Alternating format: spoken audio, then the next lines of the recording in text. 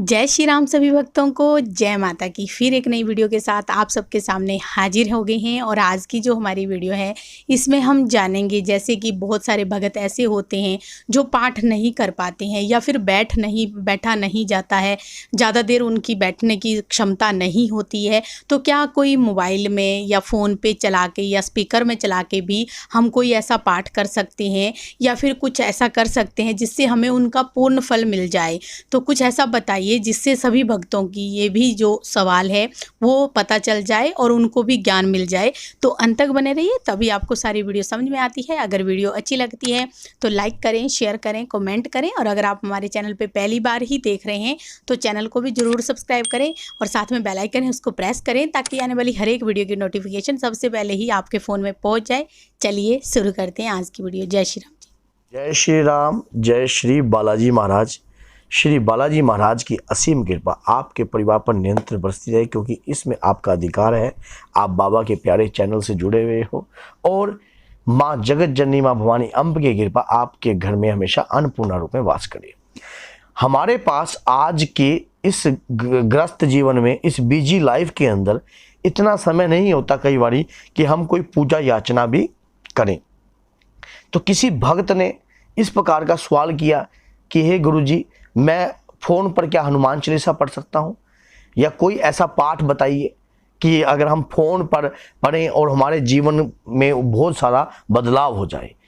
तो मैं आज आपको वही पाठ बताऊंगा, क्योंकि हमारे जीवन में हम अपने आप को बदलने की कोशिश तो करते हैं, लेकिन कई बारी इस प्रकार की रुकावटें हमारे जीवन में कहीं ना कहीं आकर खड़ी हो जाती हैं। जो हमारा जो जीवन है, क्योंकि जैसा कि आपको पता है कि ग्रस्त जीवन जो है उलझनों से भी भरा हुआ होता है। इसमें बिजी लाइफ होती है, काफ़ी वो होता है, लेकिन हम अपने जीवन को अगर एक डिसिप्लिन बनाकर चलें और किसी चीज़ का डेली हम मान लो गुणगान करें, तो वो चीज़ जो है कहीं ना कहीं सिद्ध हो जाएगी, कहीं ना कहीं कृपा प्राप्त हो जाएगी। ये सच्चाई है।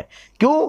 क्योंकि हमें जब कोई भी पाठ या पूजा हम करते हैं तो उस पाठ या पूजा को, क्योंकि दुर्गा सप्तशी के अंदर जब मार्कंडेय ऋषि ने यह बात कही है कि अगर कोई व्यक्ति इस पाठ को सुनता भी है या ग्रहण करता है, यह तो सुनने मात्र से भी वो भव से पार हो जाता है।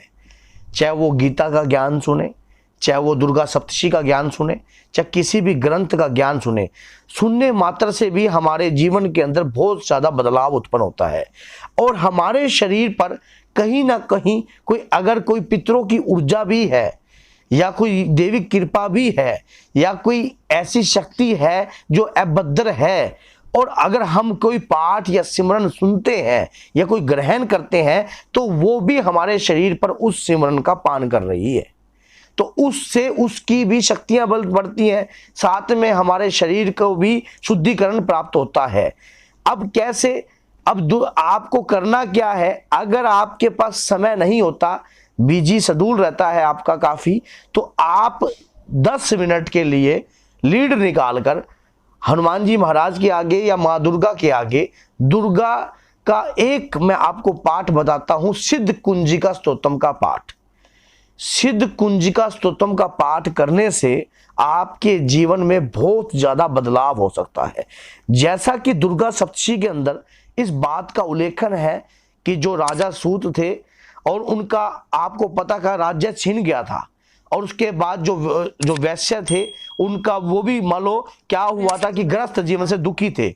तो माँ की कृपा के लिए, माँ के पाठ मात्र से, ऋषि मुनि से सुनने मात्र से, माँ के गुणगान मात्र से उन्होंने अपने जीवन को बदल दिया, अपने जीवन के अंदर बहुत ज्यादा बदलाव उत्पन्न किया, जिससे जब माता की कृपा उन पर आई तो माँ ने स्वयं कहा कि तुम्हें तुम्हारा राज्य प्राप्त हो जाएगा, और तुझे तेरे ग्रस्त जीवन में जो पारिवारिक सुख नहीं मिल रहा था, जिससे तू वंचित था, वो भी तुझे प्राप्त हो जाएगा।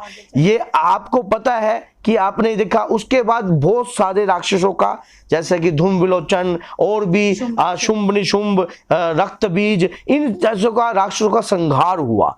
इस सारे के सारे पाठ का इन 3 अध्यायों को बहुत ही ज्यादा महत्वपूर्ण प्राप्त है। अगर दुर्गा सप्तशती के ये 3 अध्यायों का पाठ हम करते हैं बहुत ज्यादा गुण भी मिलता है हमें, लेकिन उन सबसे ज्यादा जो हमें निचोड़ मिलता है, जिस प्रकार से हम हनुमान चालीसा पढ़ते हैं और कोई पाठ करते हैं, हनुमान नाष्टक करते हैं, बजरंग बाण करते हैं, उस सबका जो निचोड़ है आरती में सम्मिलित है।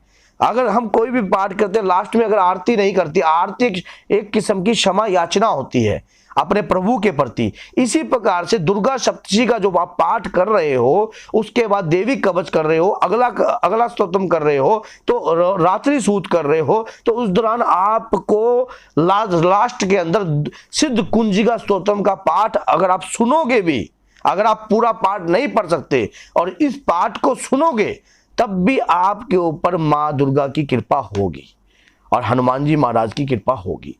क्योंकि जो सिद्ध कुंजिका स्तोत्र है उसमें स्पष्ट शंकर भगवान जी ने कहा है कि हे प्रिय, ये गुप्त रखा गया है, सिद्ध व्यक्ति इसका श्रवण करेगा तो और सुनेगा और ग्रहण करेगा, उसके जीवन में बहुत सारा बदलाव उत्पन्न होने लग जाएगा। ये कोई पाठ ज्यादा लंबा नहीं है, सिर्फ मात्र 10 मिनट का पाठ भी नहीं है ये। अगर और संस्कृत में सुनो, कई बार हम संस्कृत में नहीं जानते, हमारे द्वारा मुख से अपशब्द निकल जाते हैं। कई व्यक्ति ऐसे हैं जिनको पढ़ना लिखने में तकलीफ आती है और कई व्यक्तियों के पास समय नहीं है, तो आप मोबाइल में चलाइए और उसे MP3 बना लीजिए। उसके दौरान आप उसको लीड लगाकर सिर्फ हनुमान जी महाराज और माँ दुर्गा से प्रार्थना कर मैं इस पाठ का रोज स्मरण कर रहा हूं। आप सोच के देखिए, हमारा शरीर जो है इंद्रियों से बना हुआ है। अब जब हमारी जो कानिका इंद्री जो है अगर निरंतर उस दिव्य पाठ का स्मरण करेगी, नित्य उस दिव्य पाठ को ग्रहण करेगी, क्योंकि हमारे शरीर के अंदर 9 द्वार हैं, 9 द्वारों से हर प्रकार की शक्तियां आती और जाती हैं। जब हमारे प्राण हमारे शरीर से छूटते हैं तो वो 9 द्वारों का भी विभिन्न रोल होता है। उसी प्रकार से अगर हम अपने इंद्रियों से, अपने कानों की इंद्रियों से अगर किसी शक्ति का आह्वान कर रहे हैं, उसका स्मरण कर रहे हैं, उसका डेली पाठ सुन रहे हैं, तो आपके शरीर के अंदर बहुत ज्यादा ऊर्जा बलवान हो सकती है। शरीर के अंदर अगर कोई ऐसी शक्ति भी रहती है, वो भी आपकी शक्ति जो है पवित्र होगी। शरीर के अंदर रोग नहीं रहेगा, बीमारी नहीं रहेगी, कष्ट नहीं रहेगा। आपके अंदर अपने आप ही आत्म बल जो है उत्पन्न होने लग जाएगा। मात्र 10 मिनट के पाठ से आपके जीवन और आपकी हाथों की लकीरें बदल सकती है।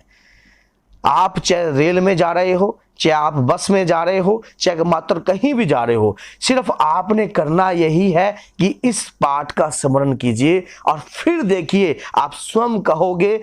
क्योंकि कई बार ऐसे व्यक्ति होते हैं जो उत्पात मचाते हैं, जल्दबाजी करते हैं, जिनको तत्ता खाने की बहुत ज़्यादा आवश्यकता होती है। कभी भी देख लेना, अगर कोई चीज़ तत्ती है और जीभ में डालते हैं तो जीभ में फफाली डाल देती है। अगर उसमें थोड़ा सा सब्र करना पड़ता है और जब उसे ग्रहण करते हैं तो बहुत कुछ प्राप्त होता है, उसका स्वाद भी जीभ को टेस्ट लगता है। इसी प्रकार से हर चीज समय के साथ प्राप्त हो वो भी ज्यादा बढ़िया होती है। तो बोलिए जय माता की, जय सीताराम, जय श्री बालाजी महाराज।